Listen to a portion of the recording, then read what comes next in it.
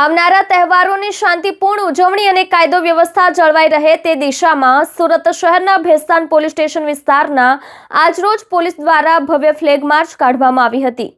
આવનાર તહેવારોની શાંતિપૂર્ણ ઉજવણી અને કાયદો વ્યવસ્થા જળવાઈ રહે તે દિશામાં સુરત શહેરના ભેસ્તાન પોલીસ સ્ટેશન વિસ્તારમાં ફ્લેગ માર્ચ યોજાઈ।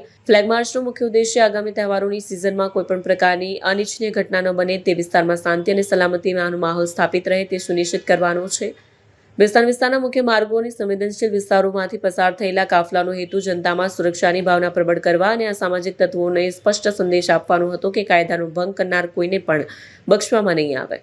પોલીસ દ્વારા જણાવવામાં આવ્યું કે તહેવારો દરમિયાન વિસ્તારમાં પેટ્રોલિંગ વધારી દેવામાં આવશે અને શાંતિ વ્યવસ્થા જાળવવા માટે નજર રાખવામાં આવશે। આ ફ્લેગ માર્ચથી સ્થાનિક લોકોમાં વિશ્વાસનો માહોલ જોવા મળ્યો અને પોલીસ જનતા વચ્ચેના સહકારને પણ બળ મળ્યું।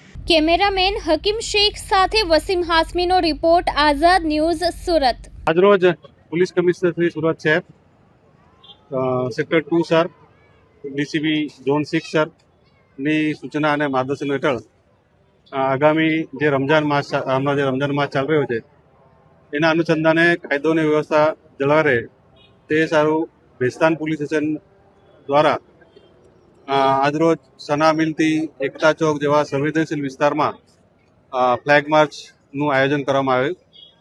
આ ફ્લેગ માર્ચમાં